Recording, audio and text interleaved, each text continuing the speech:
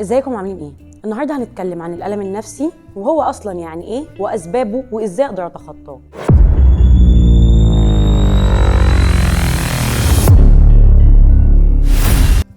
الألم النفسي هو حالة من المعاناة العاطفية والنفسية واللي بتكون بسبب الضغوط اليومية مثلاً زي الأسرة والشغل. طب هو ده السبب الوحيد اللي بيعمل ألم نفسي؟ لأ، لو في تجارب سلبية في حياة الشخص ده بيسبب له برضو ألم نفسي زي الحوادث والحروق وفقدان شخص عزيز عليك.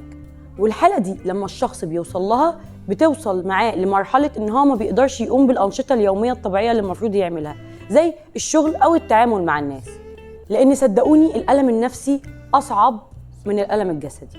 طيب خلونا نتعمق شوية في الأسباب. طبعا احنا قلنا السبب الرئيسي أو اللي موجود عند كل الناس اللي هي الضغوطات اليومية اللي هو التوتر الدائم.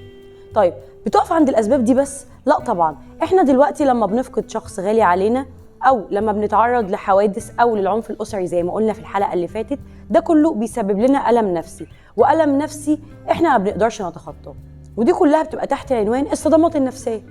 طب هتسألني بقى هو الألم ده بيمر كده مرور الكرام، يعني احنا خلاص لما بنتعافى منه خلاص عدى؟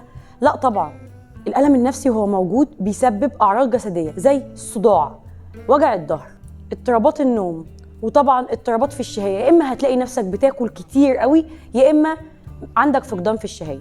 وطبعا بيسبب أعراض عاطفية زي القلق والاكتئاب والتوتر واليأس. طب خلاص بيقف عند هنا خلاص يعني الإنسان بس بيفضل مكتئب؟ لا طبعا، بيعمل اضطرابات في السلوك، يا إما الإنسان بيبقى شخص انطوائي جدا مش قادر يتعامل مع أي حد، ما بيتعاملش مع البشر، بيبعد عن كل الناس، يا إما بتوصله إن هو يرتكب جرائم علشان هو طبعا بيبقى مغيب. طيب أنا دوري هنا إزاي أقدر أخلي الشخص ده يقدر يتخطى الألم النفسي؟ طبعا بعد ما بيتعرض على أخصائي نفسي وبيبدأ يخش في مرحلة العلاج، أنا لازم أوجهه إن هو يلعب رياضة.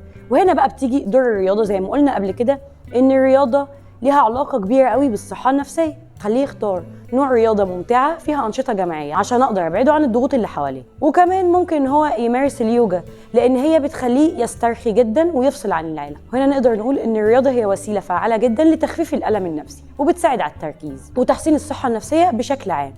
وهنرجع نقول تاني، عايز تكون دايما أحسن، العب رياضة بانتظام. سلام.